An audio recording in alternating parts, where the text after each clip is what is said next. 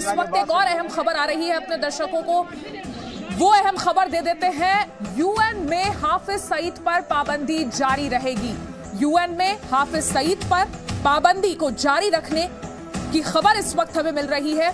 और लगातार जिस तरीके से भारत की वजह से इंटरनेशनल प्लेटफॉर्म पर पाकिस्तान पर दबाव बढ़ता जा रहा है, उसके बाद भारत के लिए एक और कूटनीतिक जीत। यूएन ने हाफिज सईद पर से पाबंदी हटाने की मांग जो थी उसको खारिज कर दिया है। यूएन ने साफ कर दिया है कि हाफिज सईद पर जो पाबंदी लगी थी वो जारी रहेगी।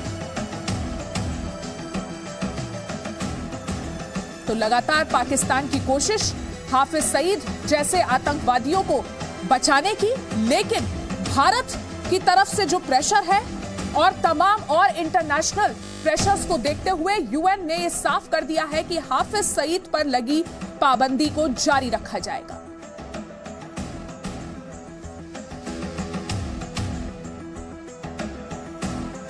तो इस वक्त की एक और अहम खबर अपने दर्शकों को दे दे। यूएन ने साफ कर दिया है कि हाफिज सईद पर जो पाबंदी लगी है वो जारी रहेगी। पाबंदी हटाने की अर्जी को यूएन की तरफ से खारिज कर दिया गया है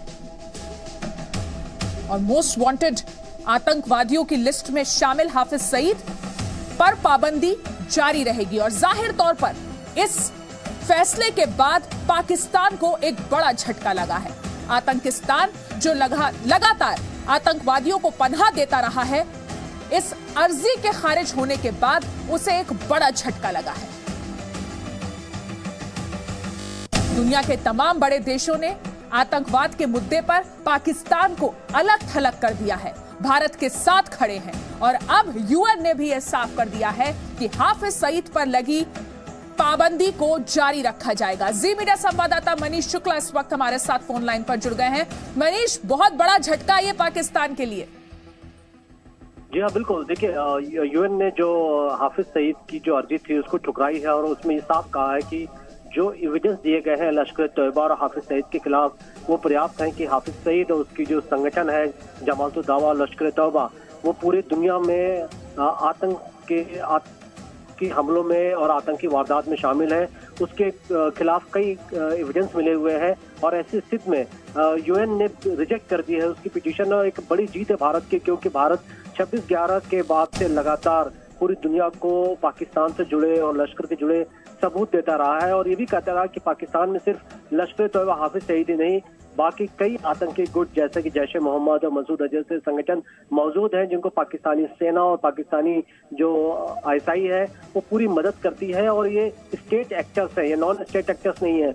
और जाहिर है कि ये जो यूएन का फैसला आया है, इससे भारत की जो वो सबूत है, जो एविडेंस उन्होंने दिए थे, वो उस पर मुहर लग गई है। दूसरी बड़ी बात कि पाकिस्तान हर बार ये बात कहता रहा अपने कोर्ट में कि वो हाफिज सईद के खिलाफ कोई कार्रवाई नहीं करेगा, लश्कर के खिलाफ कार्रवाई नहीं करेगा, क्योंकि भारत ने जो सबूत दिए हैं वो नाकाफी हैं और उनकी कोर्ट में सबूत का कोई वैल्यू नहीं है। लेकिन यूएन ने उसी सबूत को एक आधार माना है और सिर्फ भारत में नहीं, अफगानिस्तान में भी देखा गया है कि जो पाकिस्तान के आतंकी गुट हैं लगातार पूरे साउथ एशिया के लिए एक थ्रेट बने हुए हैं। तो ऑब्वियस है कि भारत की बड़ी जीत है और अभी देखना होगा कि यही यूएन मसूद अजहर और जैश ए मोहम्मद के ऊपर भी क्या इसी तरीके का ग्लोबल बैन लगाता है कि नहीं। जी, बहुत बहुत शुक्रिया मनीष आपका इस पूरी जानकारी के लिए।